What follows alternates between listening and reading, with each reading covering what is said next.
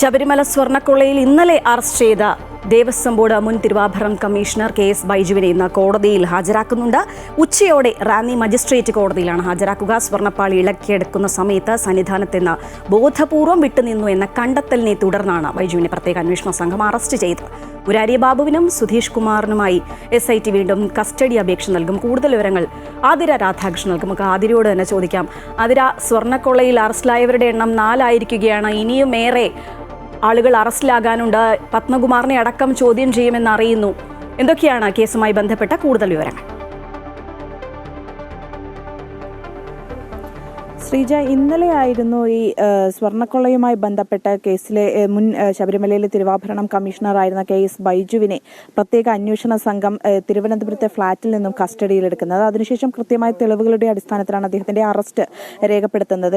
അതിനുശേഷം ഈ മെഡിക്കൽ പരിശോധനകൾക്കൊക്കെ ശേഷം ഈഞ്ചക്കലുള്ള ക്രൈംബ്രാഞ്ച് ഓഫീസിൽ അദ്ദേഹത്തെ എത്തിക്കുകയും ചോദ്യം ചെയ്യലൊക്കെ തന്നെ തുടരുകയുമായിരുന്നു. ഇന്ന് ഏതായാലും ഉച്ചയോടുകൂടി റാന്നി മജിസ്ട്രേറ്റ് കോടതിയിൽ അദ്ദേഹത്തെ ഹാജരാക്കും. അതിനുശേഷമായിരിക്കും ഈ കസ്റ്റഡിയിൽ വാങ്ങുന്നതുമായി ബന്ധപ്പെട്ട കാര്യങ്ങളിലൊക്കെ തന്നെ മറ്റു നടപടിക്രമങ്ങളിലേക്കൊക്കെ തന്നെ കടക്കുക. ഈ 2019 ഇത്തരത്തിൽ ഈ സ്വർണ്ണപ്പാളി ഉണ്ണികൃഷ്ണൻ പോറ്റിയുടെ കയ്യിൽ കൊടുത്തുവിടുന്ന സമയത്തും അതുപോലെ തന്നെ ഈ പാളി തിരിച്ചെത്തിക്കുന്ന സമയത്തും ഒക്കെ തന്നെ തിരുവാഭരണം കമ്മീഷണറായിരുന്നു ഈ KS ബൈജു എന്ന് പറയുന്ന വ്യക്തി.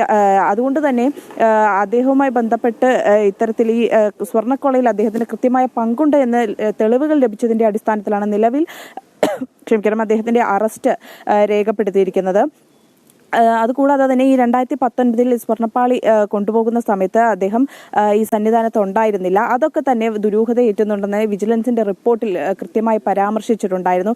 ഇതിന്റെയൊക്കെ അടിസ്ഥാനത്തിലാണ് ഇന്നലെ പ്രത്യേക അന്വേഷണ സംഘം അദ്ദേഹത്തെ കസ്റ്റഡിയിലെടുക്കുന്നത്. അതിനുശേഷം ഉണ്ണികൃഷ്ണൻ പോറ്റിയുമായി ഒപ്പം ഇരുത്തിയുള്ള ചോദ്യം ചെയ്യലൊക്കെ തന്നെ നടക്കുമെന്നാണ് പ്രത്യേക അന്വേഷണ സംഘം അറിയിച്ചിരുന്നത്. അതുകൂടാതെ തന്നെ ഇന്ന് ഇത്തരത്തിൽ ഈ പ്രത്യേക അന്വേഷണ സംഘം ഉണ്ണികൃഷ്ണൻ പോറ്റിയെയും അതുപോലെ മുരാരി ബാബുവിനെയും സുധീഷ് കുമാറിനെയും കസ്റ്റഡി വാങ്ങാനുള്ള അപേക്ഷ നൽകുമെന്നും അറിയാൻ സാധിക്കുന്നുണ്ട്. ഏതായാലും നിലവിൽ റാന്നി കോടതിയിൽ അദ്ദേഹത്തെ ഹാജരാക്കും. ഇപ്പോൾ തിരുവനന്തപുരം ഈഞ്ചക്കലുള്ള ക്രൈംബ്രാഞ്ചിന്റെ ഓഫീസിലാണ് അദ്ദേഹം ഉള്ളത്. ഉച്ചയോടുകൂടി റാന്നി കോടതിയിൽ ഹാജരാക്കുകയും അതിനുശേഷം കസ്റ്റഡി അപേക്ഷ ഉൾപ്പെടെയുള്ള നടപടികളിലേക്ക് കടക്കുമെന്നാണ് അറിയാൻ സാധിക്കുന്നത്.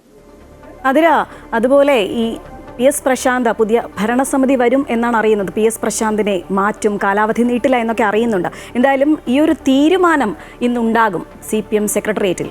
ആർക്കാണ് സാധ്യത? കേൾക്കുന്നത് ദേവകുമാറിന്റെ പേരാണല്ലോ.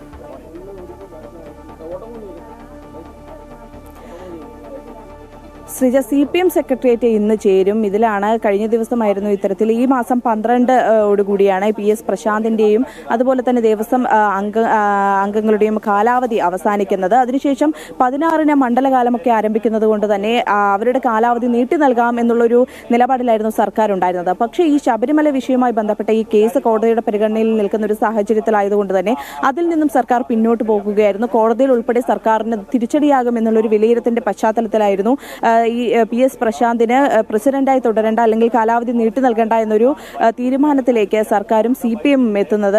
അതുകൊണ്ട് തന്നെ ഇന്ന് ചേരുന്ന CPM സെക്രട്ടേറിയറ്റിൽ ആരാണ് തിരുവിതാംകൂർ ദേവസ്വം ബോർഡിന്റെ പുതിയ പ്രസിഡന്റ് എന്ന കാര്യത്തിൽ ഒരു തീരുമാനമുണ്ടാകും എന്നുള്ളതാണ്. ഈ CPM നേതാക്കളായ മുൻ MLA TK ദേവകുമാർ അതുപോലെ തന്നെ മുൻ MP ആയിട്ടുള്ള A സമ്പത്ത് എന്നിവരുടെ പേരാണ് ഈ പ്രസിഡന്റ് സ്ഥാനത്തേക്ക് ഉയർന്നു കേൾക്കുന്നത്. പക്ഷേ ഏറ്റവും കൂടുതൽ മുൻതൂക്കമുള്ളത് ദേവകുമാറിന് തന്നെയാണ്. ദേവകുമാർ ആയിരിക്കും പുതിയ ദേവസ്വം ബോർഡ് പ്രസിഡന്റ് സ്ഥാനത്തേക്ക് വരിക എന്നുള്ളതാണ് ഏറ്റവും ഒടുവിൽ ലഭിക്കുന്ന സൂചന.